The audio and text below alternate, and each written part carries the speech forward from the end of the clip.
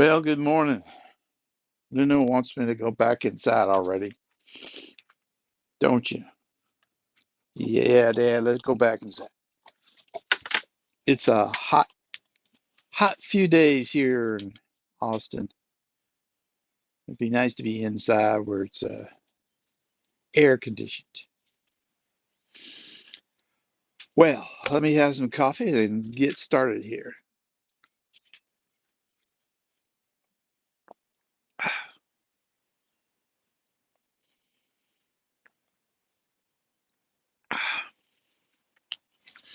So,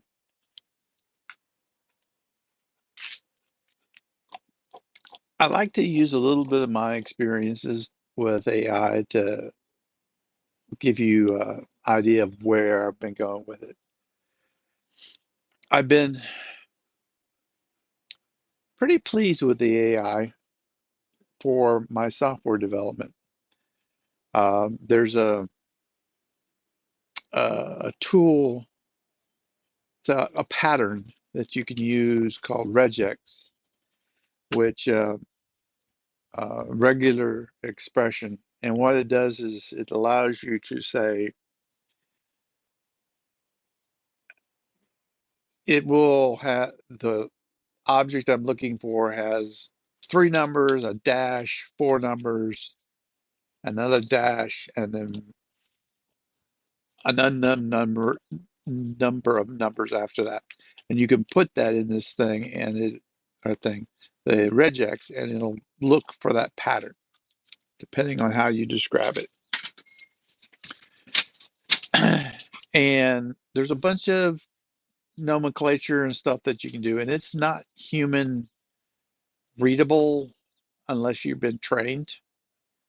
Uh, but the computer, the AI knows how to do that pretty well. If you give it enough example patterns and describe what you're looking for, it's fairly good at figuring out how to go do that.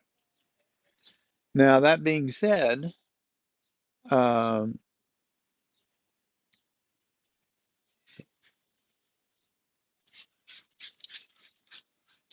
there have been other things that I have been a little less impressed with. So, one of them is when I've asked it about help with some of my plants, and the responses I get for some of the concerns I see on some of my plants have been what you'd expect on a blog site. And even talking with it further, it sounds like stuff that you would further find on just a blog site. There's no give and take. There's no questioning. It's very dry response. It feels like a very clinical, uh, oh, for a plant, you need to be sure water treatment, check soil content, stuff like that. So there, it's interesting because there's some stuff that makes me feel good about it, and then there's stuff like that that make me realize it's got a little ways to go. Um, Not much. I shouldn't say that. I was going to say not much in the news. There's actually been a ton of news, but most of it's been visual. There's been a lot of interesting stuff done with voices and a lot of stuff that's been visual. Uh, some motion stuff that's come out that has been really amazing. Some of the photographs or pictures you can generate now with things like Leonardo AI, and the video from Runway has been amazing. Um, so you got those going on. And the other piece of news was for me, this is local. Uh, Elon is looking to make his way into the AI environment. He's been doing this for a while. His AI is called Grok. Grok has been up and running for, I think, a year now. But anyways, uh, one of the key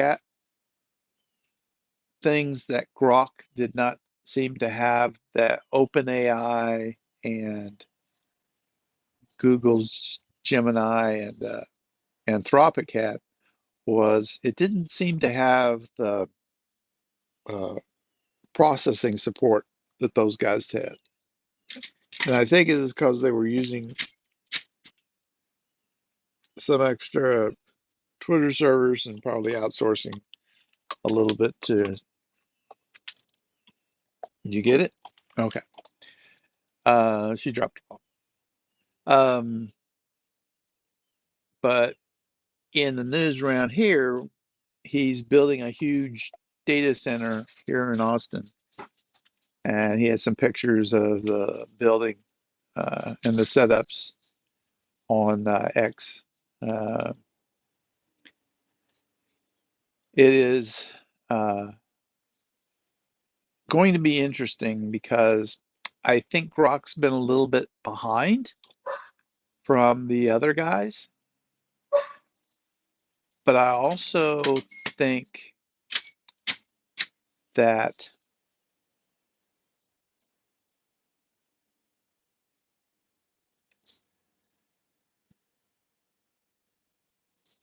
I think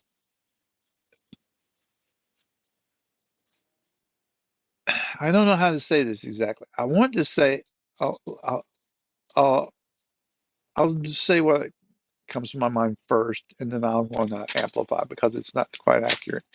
First thing I was going to say is uh, Elon has a good way of generating production.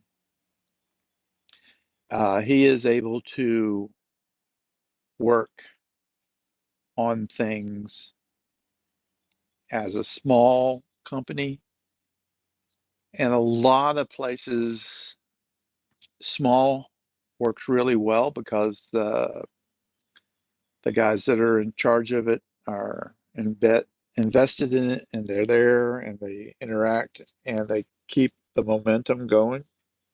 But once it grows, once it gets really big, there's only a few of those guys that are able to foster the culture expanded to 50 people, to 100 people, to 1,000 people, and beyond that. And one of the things I think Elon, even though he seems to be a very smart man, I don't know if he's the smartest or anything like that because a lot of the stuff he says is sounds futuristic. So, uh, but one of the things he seems to be really good at is making his companies so that they uh, are able to get to that larger scale. So what'll be interesting is with OpenAI and Google and Gemini and Anthropic is when they expand, will they be able to continue with the large amounts of information? I'll give you an example. Uh,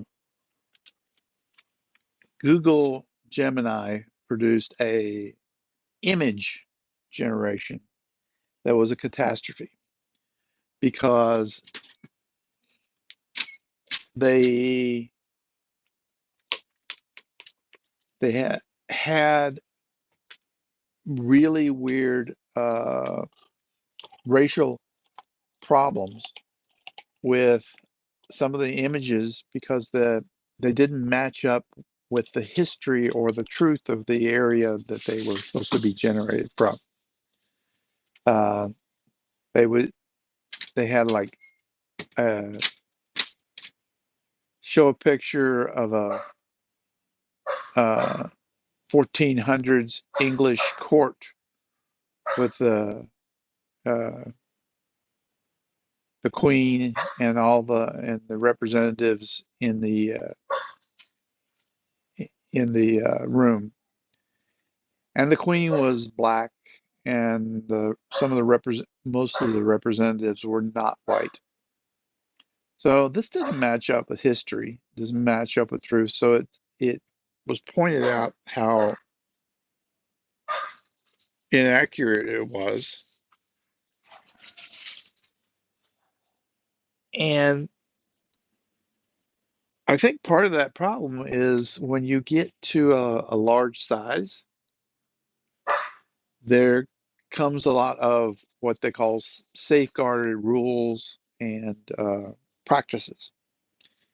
And those practices are important for establishing a good company. But then when you put them in your product, you must also keep in mind the use case for the product or then and the users for the product. Uh, those kind of things they didn't seem to be grappling with. And and I think maybe a lot of that had to do with the fact that the people that were actually doing it were not empowered to make intelligent decisions. They were getting these broad guidelines and using them even though they didn't make any sense. I find it hard to believe that they didn't have a clear understanding of this. In fact, there was some people that said that after after the debacle, there was talk where people wanted to express themselves and have point out some of these problems, but all they found out was that the management didn't want to hear them. So that kind of culture makes it really hard to expand and produce a good product. So big servers in Austin, it's going to be interesting because even though, like I said, I think Grok's a little behind, it is being led up by somebody that knows how to expand. So we're getting to that point where it will be interesting to see if expansion works out. OpenAI is definitely expanding quite a bit because it's embedded now with Microsoft and Apple. Apple seems to have given up on their AI projects as far as being a leader.